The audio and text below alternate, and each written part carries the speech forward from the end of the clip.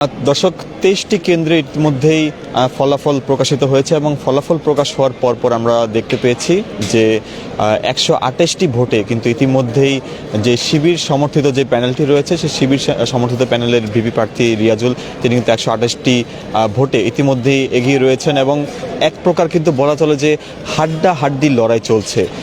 আমরা কিছুক্ষণ আগে কিন্তু কেন্দ্রের যেই সেন্টার ছিল সেখান থেকে কিন্তু আপনাদেরকে সরাসরি সংযুক্ত করেছিলাম এবং ইত্তেফাকের মাধ্যমে কিন্তু আপনাদেরকে প্রতিনিয়ত যে খবরগুলো সেগুলো সরবরাহ করছিলাম এবং ইতিমধ্যেই ভিতরে বেশ কয়েকজন গণমাধ্যম কর্মী থেকে শুরু করে পোলিং এজেন্ট এবং নির্বাচন কমিশনার যারা রয়েছেন তারা কিন্তু সেখানে থেকে তারা কিন্তু যাতে নির্ভুলভাবে গণনাগুলো কার্যক্রম করা যায় সেই বিষয়টা তারা তদারকি করছেন। দর্শক, এই মুহূর্তে আমরা ইত্তেফাক লাইভে আমরা একটু সংযুক্ত করেছি আমাদের ইত্তেফাকের যেই জগন্নাথ বিশ্ববিদ্যালয়ের প্রতিনিধি আব্দুল্লাহ মামুন ভাইয়ের সাথে একটু আমরা কথা বলবো যে আসলে জানার চেষ্টা করব যে আসলে উনি গতকাল থেকে এখন পর্যন্ত কি কি দেখেছেন এবং তার চোখে আসলে যে কে আসলে ভিপি হতে পারে সম্ভাবনাটা আসলে কতটুকু সেগুলো একটু আমরা জানার চেষ্টা করব।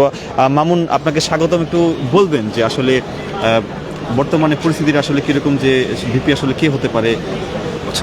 ধন্যবাদ সহকর্মী রাফিদ। আসলে ভিপি কে হবে এটা আমরা সরাসরি বলতে পারছি না। আমরা দেখতে পাচ্ছি আসলে এক এক কেন্দ্রের ফলাফল ঘোষণা করার পর এক একজন আসলে এগিয়ে যাচ্ছেন।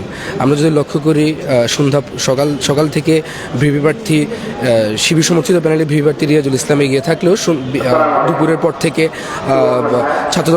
ছাত্রদল এবং ছাত্র অধিকার সমর্থিত প্যানেলের রাকিব এগিয়েছিলেন সন্ধ্যা পর্যন্ত, কিন্তু সন্ধ্যার পরে আমরা দেখতে পাচ্ছি কয়েকটি কেন্দ্রের ভোট ঘোষণা হলে সেখানে আবার রিয়াজুল ইসলাম এগিয়ে যাচ্ছেন। তো সুতরাং আসলে আমরা এক বাক্যে কোনোভাবেই বলতে পারি না আসলে কে ভিপি হচ্ছেন, কারণ আমরা যদি লক্ষ্য করি অন্যান্য বিশ্ববিদ্যালয়ে বলা গেলেও এখানে জগন্নাথ বিশ্ববিদ্যালয়ের ক্ষেত্রে কিন্তু সেই ইয়েটা দেওয়া যাচ্ছে না, ফলাফলটা দিয়ে বলা যাচ্ছে না, কারণ আমরা লক্ষ্য করতে পারছি এক এক সময় এক একজন এগিয়ে যাচ্ছেন। এখন এই মুহূর্তে এগিয়ে আছেন আমাদের শিবির সমর্থিত প্যানেলের ভিপি প্রার্থী রিয়াজুল ইসলাম ভাই।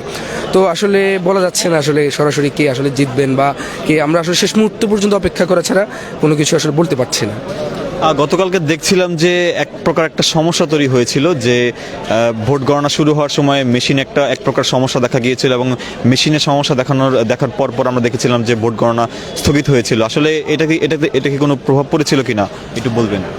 যখন ভোট গণনা শুরু হয়েছিল তখন আমরা দেখতে পাচ্ছিলাম যে কেউ বিভিন্ন মেশিনে দুই রকমের রিডিং দেওয়ার একটা কথা উঠেছিল।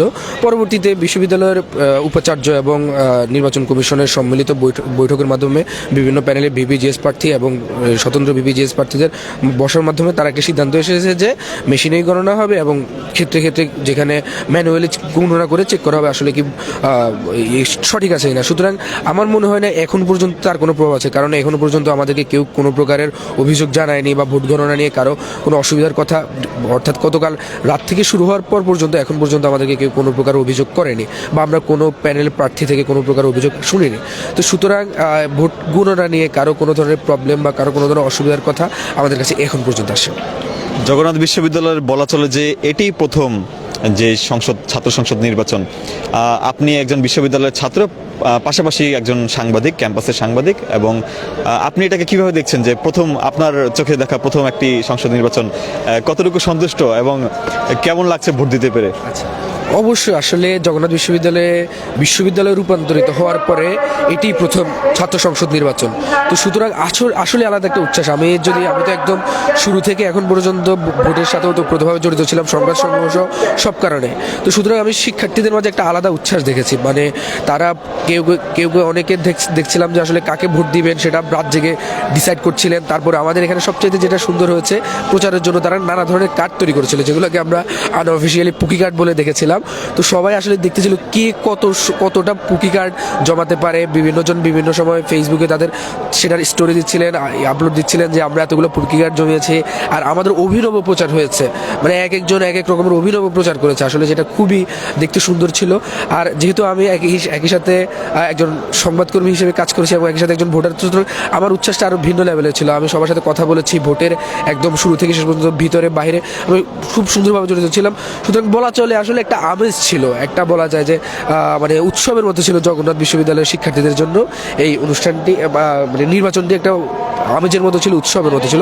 সবাই খুবই পজিটিভলি নিয়েছে এবং আমি দেখেছি বিভিন্ন প্রার্থীদের মাঝেও বিভিন্ন প্যানেলের প্রার্থীদের মাঝেও তারা খুবই সৌহার্দ্যপূর্ণ সম্পর্ক ছিল। দু একটি ছোটোখাটো একে অপরের প্রতি অভিযোগ ছাড়া আসলে বড় কোনো অভিযোগ কারোর প্রতি কেউ এখনো পর্যন্ত করেনি। তো সুতরাং আমরা দেখি শেষ পর্যন্ত আসলে কি হয়। এখন পর্যন্ত একটি আমরা সুষ্ঠু সুন্দর পরিবেশ আমরা লক্ষ্য করতে পারছি, শেষ পর্যন্ত কি হয় আমরা সেটা জন্য অপেক্ষা করতে পারি। সহকর্মী মামুন, আপনাকে ধন্যবাদ। সহকর্মী মামুনের সাথে কিন্তু আমরা ছিলাম এতক্ষণ, এবং জগন্নাথ বিশ্ববিদ্যালয়ের এই ক্যাম্পাসে, যেই ক্যাম্পাসেই ভোট গ্রহণটি হচ্ছে এবং বলা যাচ্ছে যে এক প্রকার শেষ পর্যায়ের দিকে যাচ্ছে ভোটটি, আমরা সর্বশেষ তথ্য আপনাদেরকে জানানোর চেষ্টা করছিলাম। দর্শক, আমরা আবারও যুক্ত থাকবো ইত্তেফাকের মাধ্যমে, জানানোর চেষ্টা করব সর্বশেষ তথ্য যোগসু নির্বাচন 2025-এর।